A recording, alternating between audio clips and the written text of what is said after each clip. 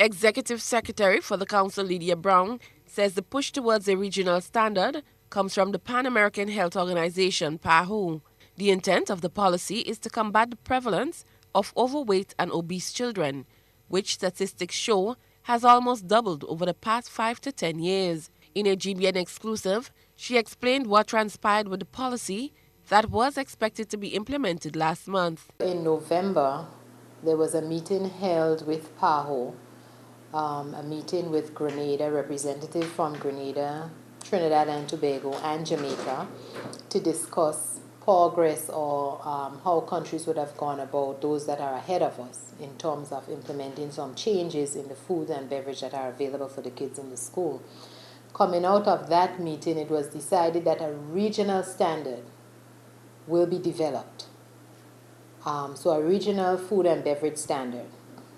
However, since Grenada has already selected 8 schools and have 8 principals that are on board with us as a pilot for the school nutrition policy,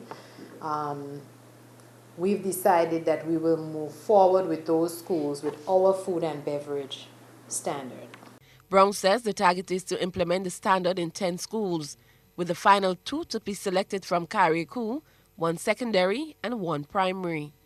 The 8 pilot schools chosen for the trial run of the project are St. Patrick's RC, St. Patrick's Anglican, Bonnier Government, St. Michael's RC, the Presentation Brothers College, Hermitage Government, St. Martin de Porres RC, and a choice between St. Joseph's Convent St. Andrews and Grenada Christian Academy.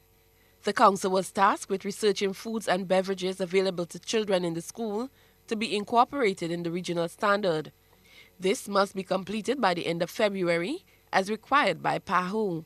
Brown says the Ministry of Education will develop school teams to assist with the implementation of the standard. What we did was to develop a questionnaire, which is sort of like a food frequency questionnaire, but it will be done with each class, but we will again be using the pilot schools.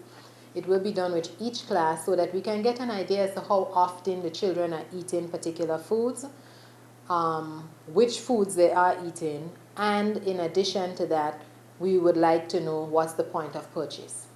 New menus have been distributed to schools partaking in this arrangement, and preparation continues to have these implemented within the school system. The implementation committee meets on March 9th to determine the time frame for implementation. Brown is hopeful that the information from that meeting will be able to convince the public that it's very important to make changes if Grenada is to maintain a healthy, youthful population.